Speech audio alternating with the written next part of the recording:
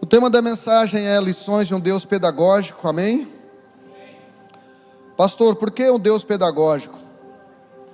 Quando você lê os 39 livros do Velho Testamento, você vê que o povo de Deus estava mais preocupado em ter um Deus teológico do que um Deus pedagógico.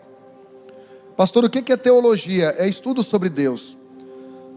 As pessoas estudam tanto sobre Deus que aprendem pouco com Deus. Então o povo de Israel, irmãos, olha só, você não vê no Velho Testamento a palavra mestre com letra maiúscula, só no Novo Testamento, 53 vezes. O povo de Israel, eles queriam mais um Deus teológico, porque é menos comprometedor você conhecer sobre Deus, do que você conhecer aquilo que Deus quer que você conheça, porque isso nos traz responsabilidades. Jesus disse: se eu não tivesse vindo e falado, vocês não teriam pecado, mas agora não tem desculpa. Olha aqui para mim, eu espero que um dia Deus não passe no telão esse culto que você está aqui, dizendo: olha, você não tem mais desculpa, você ouviu. Então, quando você vê o Novo Testamento, não é diferente. As pessoas buscavam mais um Salvador do que um mestre, do que um professor. Deus reclama com o seu povo em Jeremias capítulo 32, versículo 33, dizendo o seguinte: olha, eu tentei ensinar vocês repetidamente, mas vocês não quiseram nem aprender de mim e nem me obedecer. Então veja só, irmãos, quando Jesus falou em Mateus capítulo 11, nós gostamos do versículo 28, vinde a mim, todos os que estáis cansados e oprimidos, e eu vos aliviarei. Esse versículo é legal, mas a ênfase está no versículo 29, que Jesus disse: e aprendei de mim, que sou manso e humilde de coração, e encontrareis descanso para as vossas almas. Ou seja, irmão, tem muito crente que está salvo, se morrer hoje ou Jesus voltar, vai para o céu, mas está cansado, está com uma alma cansada. Por quê? Porque não aprende nada com Jesus. Não vê Jesus como mestre, vê apenas Jesus como Salvador. Deixa eu falar uma coisa para você. Jesus é chamado de Salvador no Novo Testamento, nos 27 livros do Novo Testamento, apenas 23 vezes. E 53 vezes ele é chamado de mestre com M maiúsculo. Mas as pessoas preferem um Salvador, porque para nós sermos salvos não nos custa nada. Efésios 2:8, pela graça sois salvos. Mas para ser discípulo de Jesus nos custa tudo, porque o conhecimento nos traz responsabilidades. Quando você está numa rodovia, numa estrada, e você conhece, você viu que tem um acidente, e você não presta socorro, isso é crime, porque você conhece sobre aquilo. O conhecimento nos traz responsabilidade. Por isso que é mais fácil servir a Deus numa igreja de oba-oba, porque uma igreja que nos ensina a palavra, nos traz bênçãos e sentenças. A mesma palavra nos traz bênçãos e sentenças. Por quê? Porque um dia nós teremos que dar conta de tudo aquilo que nós ouvimos e recebemos da parte de Deus. Quem está me entendendo aqui?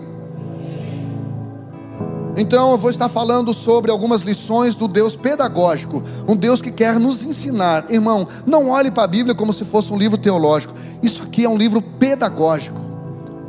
É um livro que tem como objetivo nos ensinar como sermos cristãos de verdade, como sermos pastor de verdade, como sermos marido, esposa de verdade, filho de verdade, patrão de verdade, empregado de verdade. Essa Bíblia que nos ensina tudo, irmãos.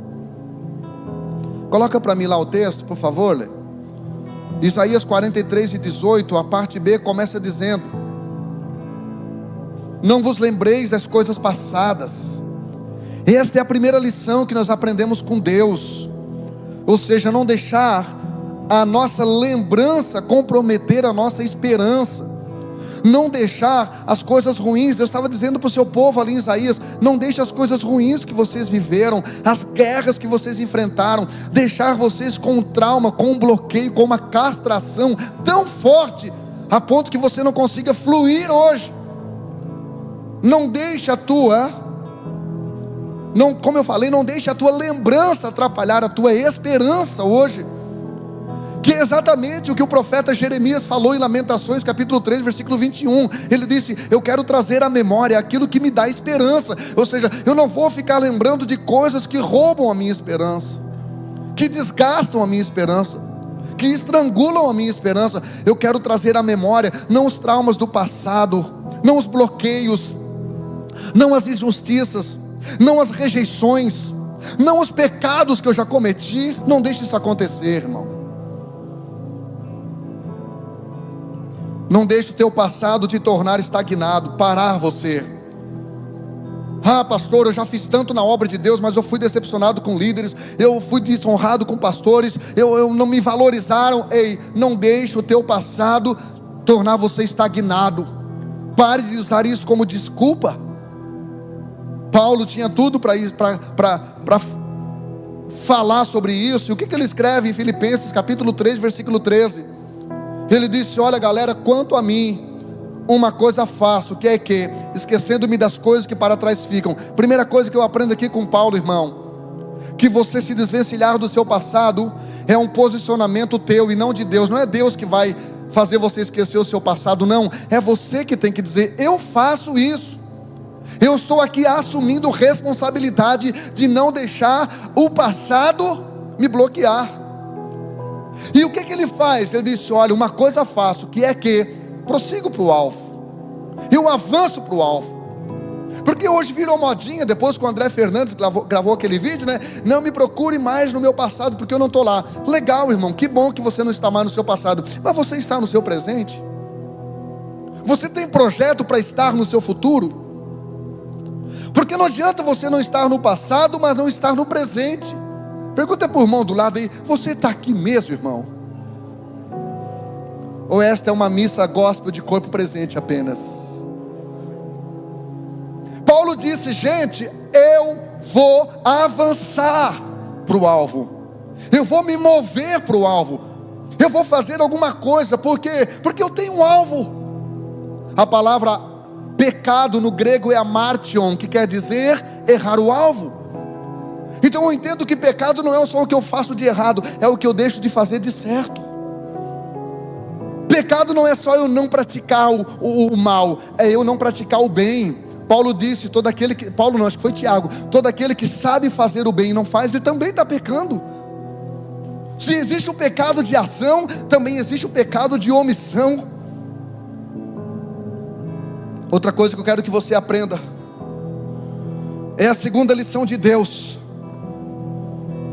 que está na parte B do versículo: não considereis as coisas antigas.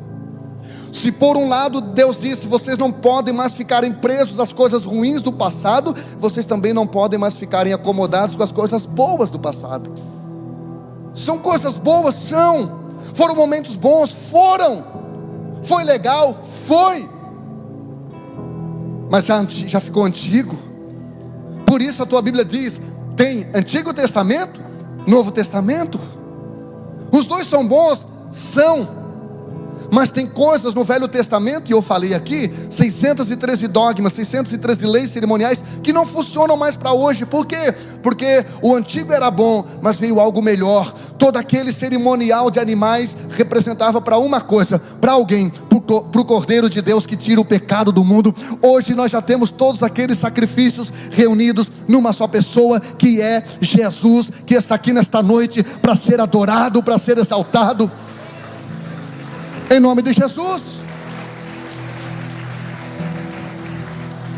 Então o texto aqui está dizendo: gente, não considerem as coisas antigas. Na linguagem de hoje diz: não continue pensando nas coisas que eu fiz há muito tempo. Olha o que Deus está dizendo: não fique pensando nas coisas que eu fiz na vida de vocês há muito tempo. São coisas boas? Deus, são. Mas eu tenho coisas novas e melhores para a sua vida. Então, irmão, não se prenda a ciclos que foram importantes, mas que hoje não são mais relevantes. A palavra relevante no latim quer dizer aquilo que te eleva, aquilo que faz você subir de nível. O que você viveu foi importante? Foi. Mas o que você está vivendo hoje é relevante. Meu namoro com a Márcia foi importante. Meu casamento é relevante. Eu não adianta mais eu querer voltar aquele sentimentozinho da escola, quando eu via ela. Ai, não, irmão, porque eu estou dormindo e acordando do lado dela há 30 e picos anos. Essa semana ela virou 5.0, irmão. Olha que versão top. 5.0. Querido, não fique refém do tempinho bom que não volta mais. Esse tempinho bom não vai voltar mais. Amém ou não amém? Então não fique refém do tempinho bom que não volta mais. Eclesiastes 7:10, Salomão disse: não viva saudoso dos bons e velhos tempos, porque isto não é sábio. A maioria dos casamentos acontece a ruptura relacional porque eles querem sentir a mesma emoção, o mesmo tesão, a mesma paixão que sentiu quando eram solteiros, que sentiu no começo do casamento. Não vai rolar. É outro ciclo, é outro tempo. Tem muito cristão que quer viver hoje a igreja do passado. Uma irmã me disse: pastor, a nossa igreja não é mais como antigamente. Eu disse: ela não é mais para antigamente, mas ela continua como antigamente.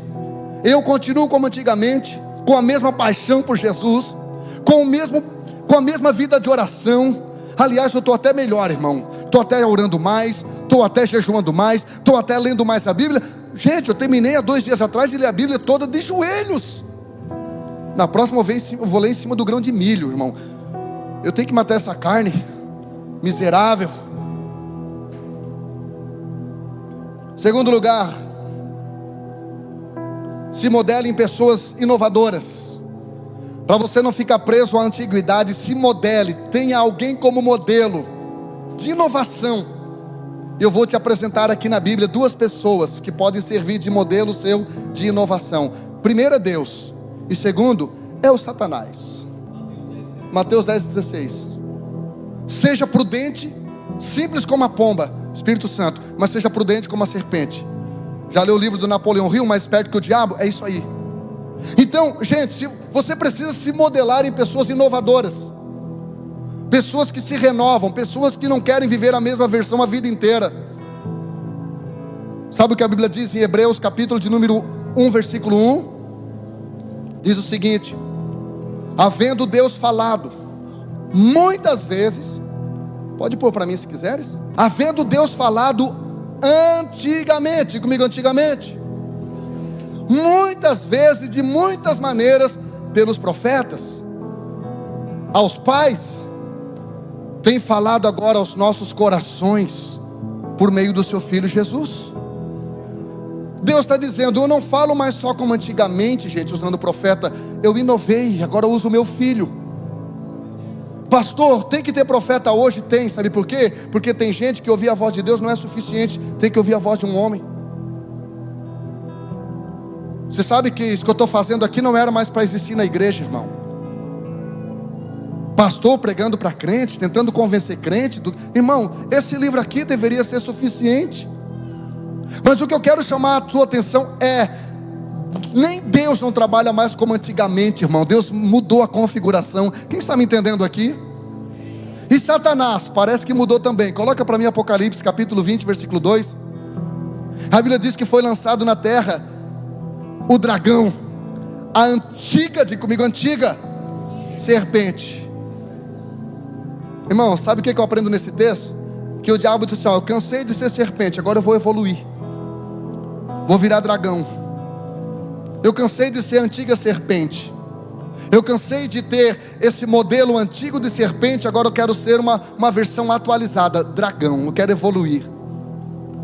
Pastor, o que você quer dizer com isso? Eu estou querendo dizer, irmão, que tem crente que ao invés de evoluir, involui. Tem crente que cantava melhor há 10 anos passados, tem crente que pregava melhor há 5 anos, está piorando. Tem crente que orava mais, jejuava mais, orava mais, era mais fervoroso. amava mais Jesus, renunciava mais o pecado, e está piorando. Irmãos, até o diabo evoluiu. Se você não quer, se nós não queremos seguir o modelo de Deus que mudou a sua configuração, vamos pelo menos seguir o exemplo do diabo. Vamos evoluir, gente, vamos melhorar. A serpente se arrasta, o dragão voa. Olha como o diabo é esperto, gente. Serpente vive se arrastando na terra, o diabo voa, o dragão voa. É a Bíblia que está dizendo. Deus fará os mesmos milagres que fez antigamente, amém? Só que com novas configurações. Deus está repetindo tudo. Os avivamentos estão se repetindo, só que com novas configurações. Deus está levantando igrejas? Está, só que com novas configurações. Deus está levantando pastores? Está, com novas configurações. Músicos, novas configurações. As igrejas estão melhorando. As igrejas estão, irmão, antigamente eu congreguei 17 anos numa igreja sem ar-condicionado. Para mim estava tudo certo, no frente do ventilador. Mas a Márcia não, irmão, o cabelo dela virava uma vassoura na frente do ventilador. Eu congreguei 17 anos numa igreja, irmão, eu já não tenho bunda, né? Era 1 hora sentado, saía para casa assim, né? Hoje está aí essa cadeirinha, evolução. O que nós não podemos é perder princípios e valores, porque Deus, Ele vai fazer de novo, só que o novo, de outra maneira. Então pare de ser saudosista. Sabe o que Jó falou no capítulo de número 29, versículo 2? Olha que coisa interessante. Tenho saudade dos tempos que passaram, nos dias em que Deus cuidava de mim. Irmão, que história é essa, Jó? Pelo amor de Deus, como assim? Você tem saudade de um tempo que Deus cuidava de você? Se eu estivesse lá, eu diria para o Jó, o fato de você ter perdido 10 filhos, eu entendo. O fato de você ter perdido 11.500 animais, eu entendo. O fato de você ter perdido sua saúde, eu te entendo. Agora, achar que isso é falta de cuidado de Deus, Jó? O fato de você ter tido uma perda não é que Deus não esteja cuidando de você. O fato de você estar enfrentando uma crise financeira isso não significa que Deus não esteja cuidando de você, irmão. Na verdade, Deus só está tirando de você algo que Ele quer dar melhor e maior. Quem está me entendendo aqui? Só que a gente quer promoção de portas de emprego melhor, mas não quer ser demitido daqui a gente está. A gente quer viver um grande milagre, mas não quer enfrentar um problema de doença. Deus fez de novo na vida do Jó, só que em outra configuração. Olha o que ele fala no capítulo 4, olha o que a Bíblia diz, no capítulo 42, versículo 10. Olha que coisa interessante. O Senhor o tornou próspero de novo. Diga comigo, de novo. Levanta a mão aí, por favor, irmão. Levanta a mão assim. Você que tomou banho, levanta a mão. Assim. Coloca no ombro do irmão do lado aí. Levanta a esquerda agora. Você que tomou bastante banho hoje, bota no irmão da esquerda. Diga assim, olha, Deus vai fazer de novo. Deus vai te restituir de novo. Deus vai te avivar de novo. Deus vai te abençoar de novo. Deus vai te curar de novo. Só que agora do jeito dele, numa nova configuração. Porque o Deus, ele não só é criador, ele é criativo. E Deus irá surpreender você. Se prepare para viver o novo de Deus. Oh! Pastor, eu estou sem força. Perca as forças, mas não perca a fé, porque Deus vai fazer de novo. Continue orando, continue crendo, continue clamando, continue conhecendo as tuas promessas em Deus. Aleluia. Terceira lição. Coloca o textinho para mim ler. Isaías 43, 18. Acho que agora já é o 19. Eis que faço uma coisa nova. Agora sairá a luz. Luz aqui é conhecimento. Deus está dizendo, agora vocês vão conhecer algo novo que eu faço. Deus vai fazer algo novo. Então experimente o desafio do novo de Deus. Só que o desafio, por que eu falo desafio? Porque o novo de Deus tem duas características. Primeira característica, o novo de Deus é anti-procrastinação. O novo de Deus é agora. Olha o que a Bíblia diz: eu farei uma coisa nova agora. problema, irmãos, é que hoje nós estamos vivendo uma geração procrastinadora, que deixa tudo para amanhã, para tomar as decisões. Elas se acostumam. O novo de Deus não é procrastinador. O novo de Jesus é: o pão nosso de cada dia nos dá. Hoje mesmo estarás comigo no paraíso. O que Jesus falou para Zaqueu: Zaqueu, desce depressa, porque hoje me convém pousar em tua casa. Olha o que a Bíblia diz, gente. Lucas capítulo 19, versículos 5 e 6. Jesus chegou ali, olhou para cima e disse: Zaqueu, desce depressa. Hoje eu devo hospedar-me na tua casa. Sem demora, Zaqueu desceu e com alegria o recebeu Jesus em sua casa. Foi com essa palavra aqui que eu me converti, irmão, há 32 anos. Foi com essa palavra aqui. Jesus disse: Zaqueu, desce depressa hoje. E a Bíblia diz que Zaqueu desceu imediatamente. E quando Jesus chega na casa do Zaqueu, ele diz: hoje veio a salvação sobre esta casa. Quem estuda teologia sabe que dali a 8 dias Jesus foi crucificado. Essa teria sido a última e única oportunidade para Zaqueu. As oportunidades não vêm com uma faixa escrita primeiro lote. Se você não aproveitar, depois você compra o segundo lote, um pouquinho mais caro, mas pode ir também. Depois vem o terceiro lote. Não, irmão, algumas oportunidades são únicas. Então, tome posse. Quando te aparecer uma oportunidade, acesse essa oportunidade, valorize essa oportunidade, não deixe para depois. Quando o irmão disse: eu vou pagar a tua diária, eu já pensei, acho que vou pedir 2 já.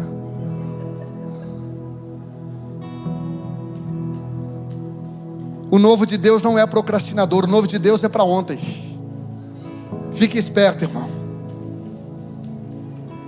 Segunda característica do novo de Deus: o novo de Deus não é desorganizado. Porque crente gosta, irmão, de uma baguncinha, né? Em nome da fé. O novo de Deus, irmãos, é anti-desorganização. Ele disse: eu vou fazer uma coisa nova. Quando é Deus que faz, é organizado. Tudo que Deus faz é organizado. Estuda sobre o universo para você ver. Minuciosamente organizado. Quando você estuda a lei da termodinâmica, você vê que tudo é organizado no universo. Tudo é organizado, tudo é intencional, tudo é milimétrico. Alguns de nós pentecostais somos ensinados que as coisas espirituais precisam ser improvisadas, esquisitas e desorganizadas. Estava conversando com o irmão essa semana. Ele disse: pastor, o dia que eu mais vi tu pregar na graça de Deus foi aquela vez lá em Braço do Norte, no domingo à noite, que tu pregou sem esboço. Aquele dia tu deixou Deus te usar. Eu disse: irmão? Eu disse: qual dia? Ele disse: tu pregou sobre a mulher cananeia. Eu disse: Mateus capítulo 15, versículo 21 até o 28. Ele disse: parece que é isso. Eu disse: aquele que eu nem abri a Bíblia, já cheguei dizendo: e partindo Jesus dali, foi para as partes de Tiro e de Sidom. E certa mulher que saiu daquelas cercanias clamou dizendo: Senhor, filho de Davi, tenha misericórdia de mim, porque minha filha está miseravelmente demoniada. Jesus, porém, não lhe respondeu palavra. Os seus discípulos chegaram ao pé dele, rogando, dizendo: mestre, despede, porque vem gritando atrás de nós. Jesus disse: eu não fui enviado senão as ovelhas perdidas da casa de Israel. Mas a mulher se aproximou e adorou e disse: Senhor, socorre-me. E Jesus disse: não é bom pegar o pão dos filhos e deitá-lo aos cachorrinhos? E ela disse: sim, Senhor, mas também os cachorrinhos comem das migalhas que cada mês do seu Senhor. E ela disse: sim, Senhor. Aí Jesus olhou para ela e disse: mulher, grande é a tua fé, seja isso feito para contigo conforme tu desejas. E desde aquela hora, diz o versículo 28, que a sua filha ficou sã. Ele disse: esta mensagem, eu disse: pois é, era decorada. Eu disse: essa mensagem eu já preguei mais de 50 vezes. E eu decorei o texto inteiro, decorei o esboço inteiro. Mas ele achou: não, naquele dia fluiu. Aí eu fiquei pensando, irmão, porque essa mensagem que eu estou ministrando para você, eu gastei mais de 10 horas me preparando. Certo, deve ser o Satanás que foi lá e disse: coloque esse versículo aqui, coloque essa palavra aqui. Porque para muito crente acha que o espiritual tem que ser desorganizado, que quem é espiritual tem que ser esquisito, que tem que ser no improviso. Um dia os músicos disseram para mim: pastor, por que tu não prega mais assim, no espontâneo? Eu digo: por que você não toca no espontâneo? Pega o violão, bate ali uma nota e sai cantando uma música. Como é bom falar para os outros: pastor, eu gosto é aqueles que pregam de Bíblia fechada. Vem cá pregar 1 hora, irmão, de Bíblia fechada, para uma igreja que você prega há 15 anos, para a mesma igreja. Vem cá pregar, todo final de semana. Nós precisamos sair do playground, nós precisamos amadurecer, precisamos entender o que é espiritualidade. Espiritualidade não é desorganização, espiritualidade é você entrar sabendo que você vai fazer, mas com dependência de Deus, sabendo que é Ele que vai te usar, é Ele que vai colocar a cereja do bolo, porque tudo é para a glória dEle, para a honra dEle. Ora lá, deixar a candaraba, suri andaraia. Glória a Jesus. Deus está neste lugar, irmãos. O novo de Deus é organizado. 1 Coríntios capítulo 14, versículo 33 assim: pois Deus não é Deus de desordens. Tem tradução que fala de confusão, mas de paz, como em todas as reuniões do povo santo. Por que Paulo fala isso para a igreja de Corinto? Porque a igreja de Corinto era bagunçada. Eles bagunçavam no culto da ceia, eles bagunçavam acerca dos dons espirituais, eles bagunçavam acerca de tudo. No versículo 40 Paulo disse: mas cuidem para que tudo seja feito com decência e com ordem. Com decência e com ordem. Fui pregar numa igreja que uma criança vinha correndo, passava pelo meio das minhas pernas, irmão, correndo, e a mãe: ai filho, não faz isso. Pastor, vocês não gostam de criança? Não, irmão, a gente não gosta não. Nós só investimos 400 metros quadrados ali embaixo para as crianças, em cima de um terreno alugado. Tanto que a gente não gosta, tudo móvel sobre medida. Vai lá embaixo ver. A gente ama as crianças, a gente só não quer que os pais omissos fiquem atrapalhando o culto da criança. É isso que a gente não quer, queridos. Vamos mudar de assunto?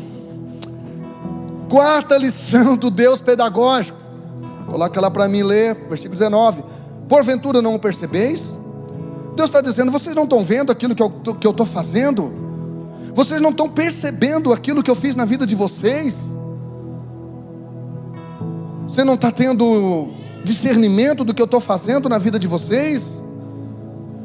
É como se Deus estivesse dizendo: o fato de eu não estar fazendo do jeito de vocês, na hora de vocês, não significa que eu não esteja fazendo algo para vocês e em vocês. Você precisa ter discernimento, irmão, quando é Deus que está fazendo. E você precisa ter discernimento quando não é Deus que está fazendo. Porque nem tudo que parece é. Nós estamos vendo uma geração de falsos profetas. Nós estamos vivendo uma geração de pastores enganadores. Nós estamos vivendo uma geração de homens que são carismáticos, mas não têm caráter. E essa gente está atraindo multidão. Olha o que Neemias falou no capítulo de número 6, versículo 12. Neemias estava, para quem não entende o contexto da história, deixa eu falar para você rapidinho. Neemias estava reconstruindo o muro de Jerusalém. Muro fala de limites, muro fala de separação, muro fala de privacidade. E de repente Sanbalate, Tobias e Gesem começaram a mandar mensagem para ele parar com aquilo, irmão.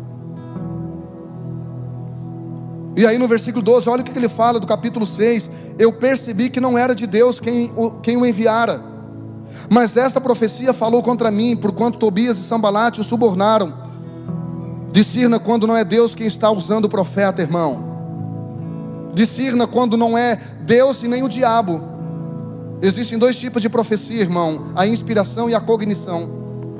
A inspiração é aquela que vem de Deus, é Deus que está mandando falar. Mas a cognição é aquela que às vezes nem Deus nem o diabo está mandando falar. É o sentimento da pessoa, é a cultura da pessoa, é a impressão da pessoa, é a cognição da pessoa. Pastor, a partir de hoje não acredito mais em profecia. Não, irmão, a Bíblia diz em 1 Coríntios 14, 1: buscai com zelo os dons espirituais, e principalmente de profetizar. Também diz em Provérbios que não havendo profecia, o povo se corrompe. Tem que ter profecia. Ele deu uns para apóstolos, profetas, evangelistas, pastores e mestres. Efésios capítulo 4, versículo 11. Tem que ter profeta, tem que ter homem de Deus, tem que ter pastor. Mas você não pode crer em qualquer espírito que aparece. Você não pode crer em tudo. Você não pode ser uma esponja que absorve tudo. Você tem que ter maturidade. Você tem que ter critério bíblico para avaliar a profecia. Então discerna quando não é Deus que está falando. A profecia que é inspiração e a profecia que é cognição. 1 João capítulo 4, versículo 1, João disse: amados, não acreditem em todo espírito, na tradução mais aquela mais nossa, mais raízes, não creais a todo espírito. Mas ele disse: mas ponham-no à prova, ou seja, prove se o espírito é de Deus. pois há muitos falsos profetas no mundo. Toma cuidado. Você precisa tomar cuidado. Quinta e última lição. Eis que porém um caminho no deserto. Caminho onde? Fala para mim. Quem aqui já cantou? Meu Deus é Deus de milagres. Aí quando Deus manda o caminho do deserto, a gente reclama. Mas Deus diz, você não cantou lá empolgado domingo à noite? Agora você quer o quê? Caminho onde? Você quer caminho no jardim? Eis que porém o caminho no deserto e rios no ermo. Às vezes o atalho é o velho mau hábito de pular etapas e evitar o processo do deserto. Não pegue atalho, irmão, continue no caminho. Amém? Mas está difícil, pastor? Tá, irmão. O único caminho que não é difícil é o caminho do Maluco Beleza, do Raul Seixas. Este caminho que eu mesmo escolhi é tão fácil seguir, por não ter onde. O irmão conhece.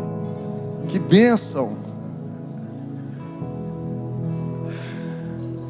Todo caminho, irmão, que não te leva a lugar nenhum, não te exige nada, é fácil de seguir. Agora o caminho que te leva para o céu é estreito, exige renúncia, exige você renunciar o seu eu, mas ele vai te levar às mansões celestiais. O deserto não resolve tudo, irmão, mas ele revela tudo. Quer conhecer um crente? Olha como que ele se comporta no deserto. Olha como que ele se comporta sem dinheiro. Olha como ele se comporta na crise financeira. Olha quando ele se comporta quando a mulher, briga com ele.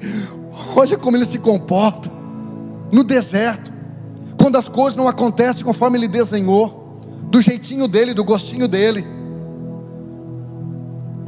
O deserto revela tudo, irmão. O deserto ele não cura tudo, ele não resolve tudo. O povo de Israel ficou 40 anos no deserto, não aprendeu nada. Jesus ficou só 40 dias e aprendeu tudo. Quem aqui vai se espelhar em Jesus? Você vai sair desse deserto, querido, mais forte. Você entrou nesse deserto com mentalidade de escravo, e você vai sair desse deserto com identidade de filho. E quando o diabo vir dizer, facilita para ti, transforma essas pedras em pães, você vai dizer, não, eu não legislo em causa própria, eu espero aquilo que vem de Deus, eu espero aquilo que vem do meu Pai. A Bíblia diz em Mateus 4, que tendo Jesus rejeitado toda a tentação, vieram os anjos e lhe serviram. Deus prova você, irmão, para ver se você vai rejeitar aquilo que é do diabo. Ei, Deus nunca vai te dar o que é dele, enquanto você não rejeitar o que não é dele. Perguntou o irmão para mim essa semana, pastor, se eu jogar na Mega Sena, o pastor recebe o dízimo? Eu disse, até o trízimo, pode dar 30% que eu recebo. Eu disse, mas Deus não recebe o teu dízimo, irmão. Se você jogar no tigrinho, pode dizimar que eu recebo. Deus não recebe. Deus não recebe dízimo injusto, de jogatina, de emulação. Deus não recebe. Porque Deus não olha só para a oferta, Deus olha para o ofertante, para o coração do ofertante. Deus não é brasileiro, irmão, que dá um jeitinho, que ignora os meios para chegar no fim. Não, irmão, Deus é santo, Deus tem processo, Deus tem princípios, Deus tem valores. Então não queira antecipar as coisas, não queira fazer do seu jeito, não queira enriquecer antes do tempo, porque isso vai te causar dores. Faça o que você tiver que fazer, mas confie, dependa e espere em Deus. Tem tanto pastor querendo acelerar o crescimento da sua igreja. Eu já fui em igreja, irmão, que mais parecia um circo do que uma igreja.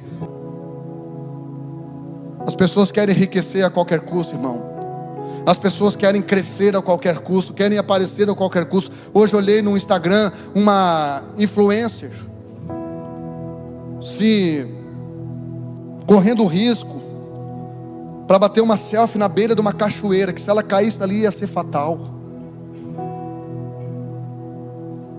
Jesus disse, Deus disse, eu vou criar para vocês um rio no deserto.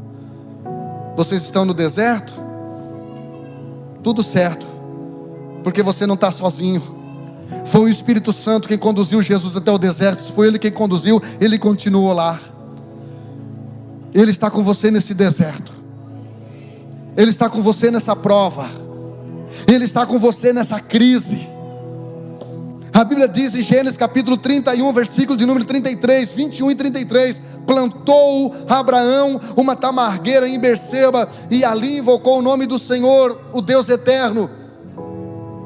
Gente, não use o deserto como desculpa para não plantar, para não fazer. Não use isso. Abraão aproveitou o deserto e plantou. Agora, o que ele plantou, pastor? Ele plantou uma tamargueira. Quando você estiver no deserto, tome cuidado com aquilo que você planta. Você precisa fazer coisas que são resistentes ao deserto. E ele plantou essa tamargueira em Berseba. Pastor, o que era Berseba? Era o deserto do Neguebe. Era um deserto. Foi ali que Abraão plantou a sua tamargueira.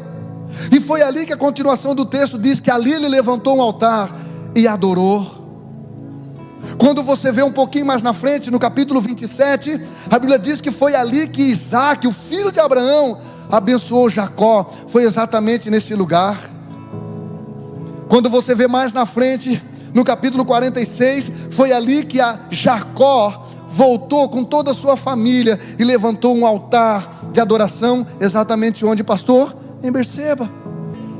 Então tome cuidado quando você estiver com raivinha, quando você não estiver legal emocionalmente. Tome cuidado com altares que você levanta, porque você precisa levantar altares que sejam intencionais e geracionais, altares que a sua próxima geração vai poder oferecer sacrifício neles. Talvez hoje os seus filhos não estejam como você gostaria. Não importa, não interessa. Só continue sendo modelo para eles de altares construídos no deserto. Os teus filhos que não estão na igreja, teu marido que não está na igreja, tua esposa que não está na igreja, está te observando como que é teu comportamento em tempo de deserto, como que está sendo a tua conduta, como está sendo aquilo que você está falando e fazendo em tempo de deserto. Por isso que Abraão era o cara, irmão. Porque no capítulo 22, quando Deus pede para ele o Isaac, Deus disse: olha, vai lá, corta o teu filho a facão e bota fogo. Será que Deus poderia pedir isso para mim? Mas a Bíblia diz que Abraão, depois de 3 dias andando com Isaac, ele fala para os moços: agora vocês ficam aqui, porque eu e o menino vamos lá adorar, e a gente vai voltar junto.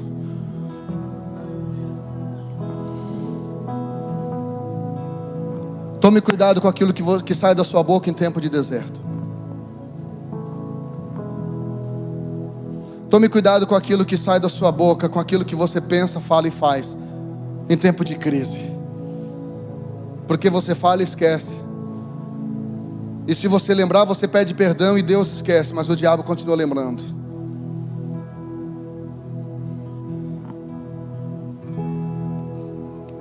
O final do texto diz que Deus iria derramar água no ermo.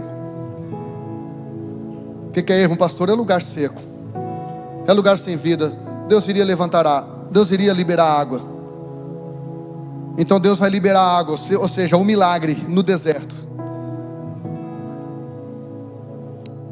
Deserto é lugar de provação, mas também é lugar de provisão.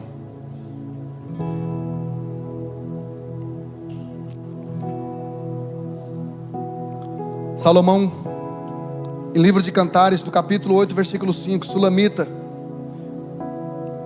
A respeito de Sulamita, Salomão escreveu algo que a gente não sabe ali quem está falando. Mas o texto diz em Cantares 8:5: quem é esta que sobe do deserto, encostada no seu amado? Sulamita é o símbolo da igreja. Então o que eu entendo com isso é que talvez essas pessoas que perguntaram serão os anjos, que quando a igreja estiver entrando nas mansões celestiais, eles vão perguntar: quem é esta? Quem são esses que sobem do deserto, encostada ao seu amado? Duas coisas que eu quero que você entenda aqui. Número 1,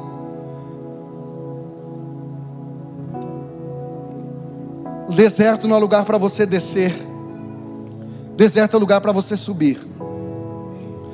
E a segunda coisa que eu quero que você entenda aqui é que você só consegue subir de alguns desertos se você não estiver sozinho, se o seu amado estiver junto com você. O problema não é você não entrar na fornalha, é você entrar sozinho.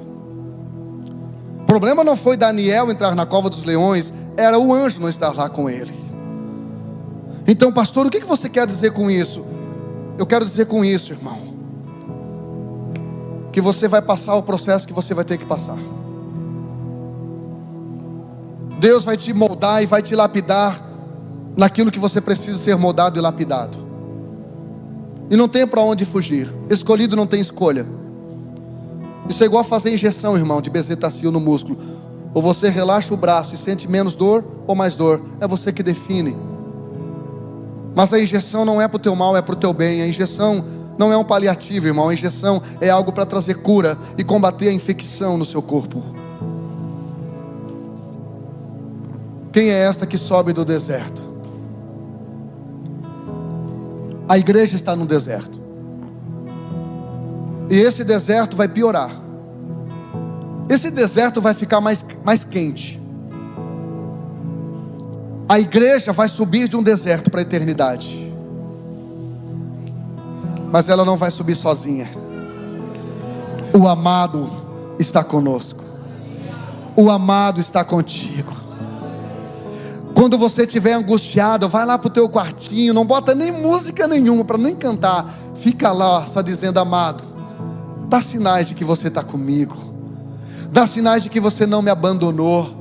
Diga para ele: eu sei que você não tem facilitado para mim, mas o Senhor está trabalhando no meu caráter, o Senhor está trabalhando na minha maturidade, o Senhor está trabalhando na minha humildade, para que quando eu acessar o que eu estou para acessar, eu seja uma pessoa totalmente dependente de Ti. Diga para ele: amado, eu não estou pedindo que você me tire desse deserto, eu só estou pedindo que você entre comigo nesse deserto.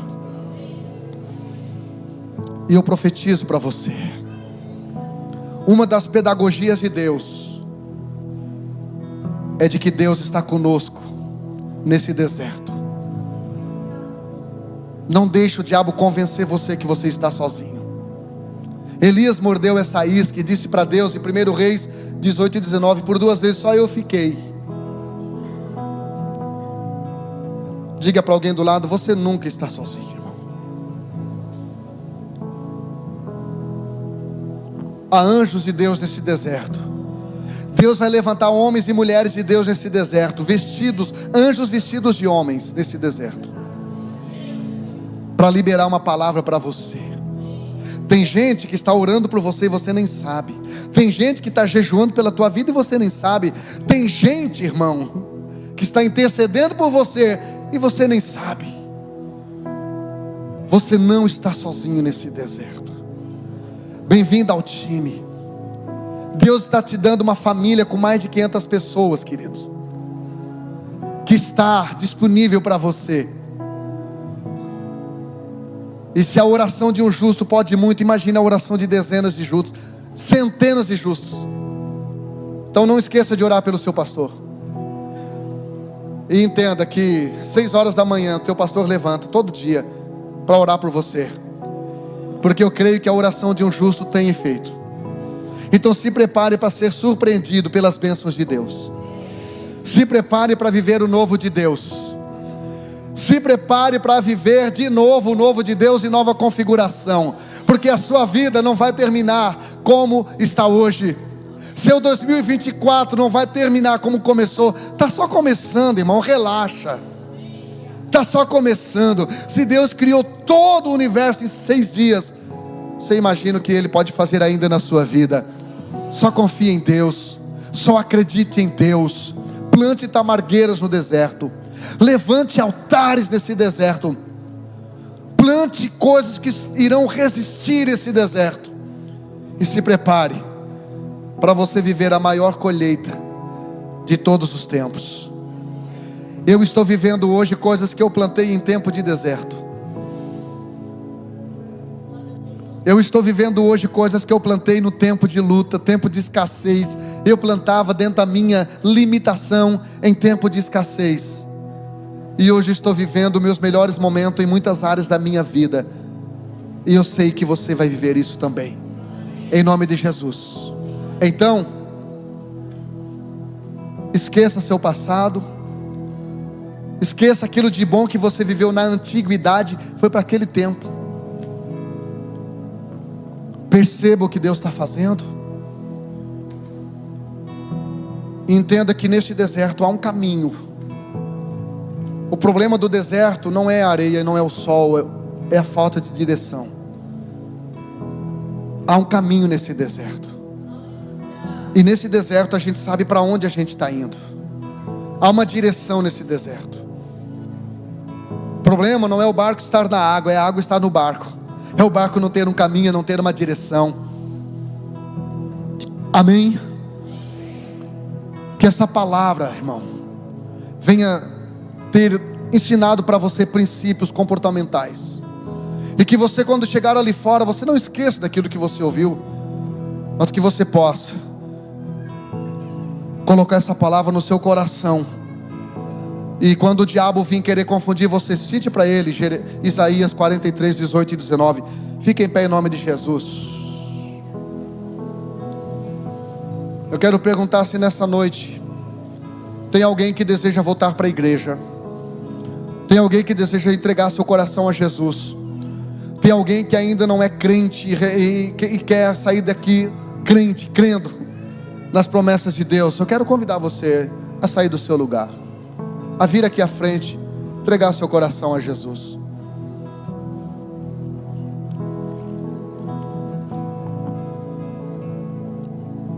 Jesus quer ensinar você. Jesus quer nos ensinar o que fazer, como agir. Temos alguém? Então coloque a mão no seu coração. Quero orar por você, onde você está.